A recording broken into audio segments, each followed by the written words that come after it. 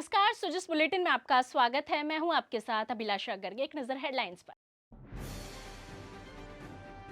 मुख्यमंत्री ने सरदार एट 150 के तहत यमुना प्रवाह यात्रा को दिखाई हरी झंडी। कहा, सरदार पटेल से प्रेरणा लेकर युवा राष्ट्र प्रथम को रखे सर्वोपरि।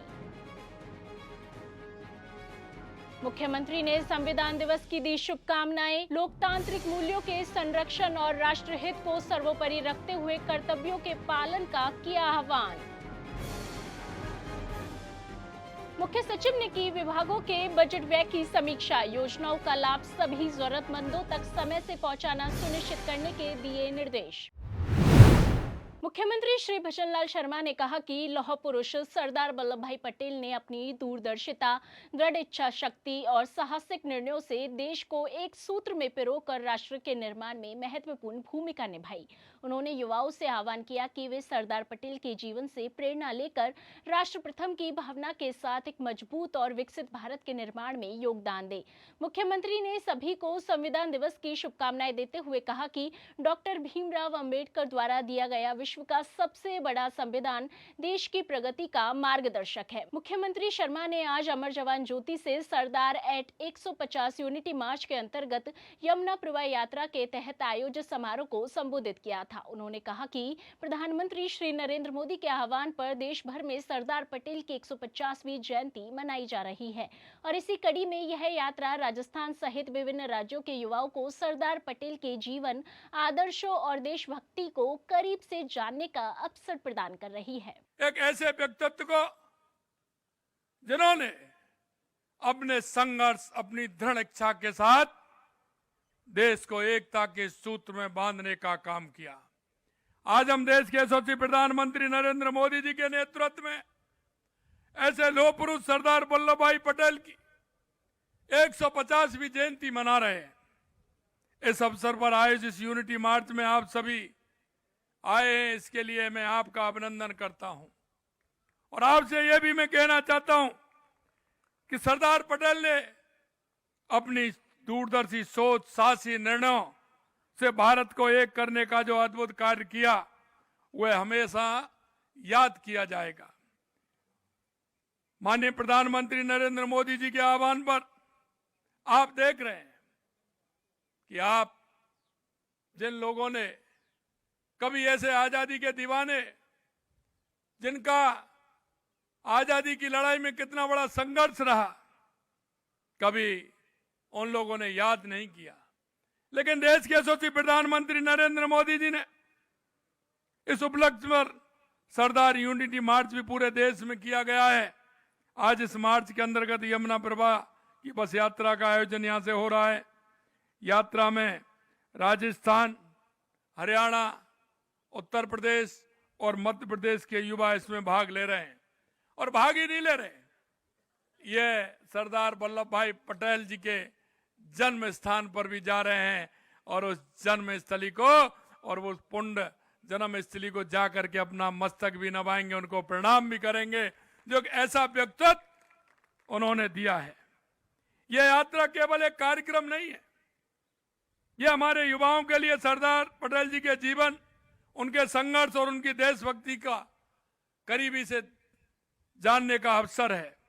उस पावन धरती पर पहुंचकर उन्हें सरदार पटेल जी के आदर्शों, मूल्यों को समझने का प्रत्यक्ष अनुभव मिलेगा।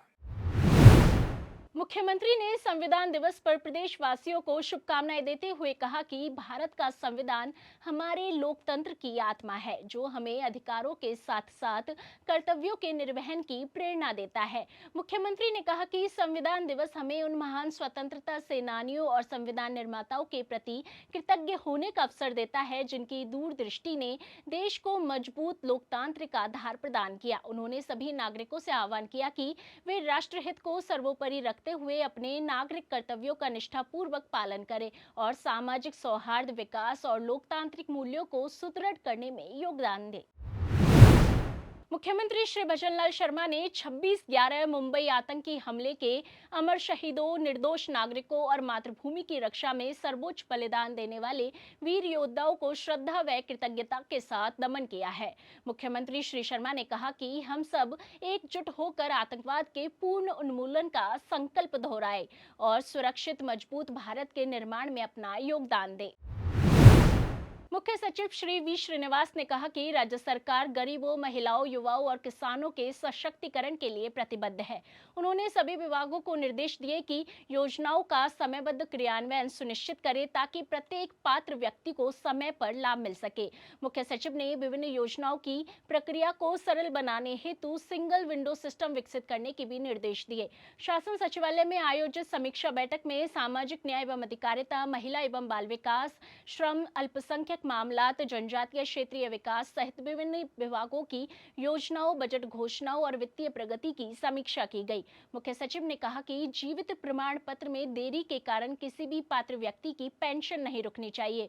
उन्होंने ऑटिज्म और न्यूरोमस्कुलर डिसऑर्डर से ग्रसित बच्चों के लिए पब्लिक हेल्थ लेक्चर आयोजित करने, कुपोषित बच्चों की देखभाल के लिए बड़ी मदर्स मॉडल का अध्ययन करने और बेटी बचाओ बेटी पढ़ाओ योजना को अभियान के रूप में लागू करने के निर्देश दिए। मुख्य सचिव ने कहा कि शहरी या जनजाति परिवारों के लिए राशन किट की समयबद्ध आपूर्ति, मातृवंदना और जननी सुरक्षा योजनाओं की प्रगति पर समीक्षा की गई। बैठक में विभिन्न विभागों के वरिष्ठ अधिकारी उपस्थित रहे। सामाजिक न्याय एवं अधिकारिता विभाग के अतिरिक्त शासन सचिव श्रीमती अपर्णा अरोड़ा ने विभाग के द्वारा चलाई जा रही स्कूटी, पेंशन, छात्रवृत्ति और पालनहार योजना की जानकारी देते हुए बताया कि डीबीटी के माध्यम से राशि सीधे ही लाभार्थियों के बैंक खातों में जमा कराई जा रही है।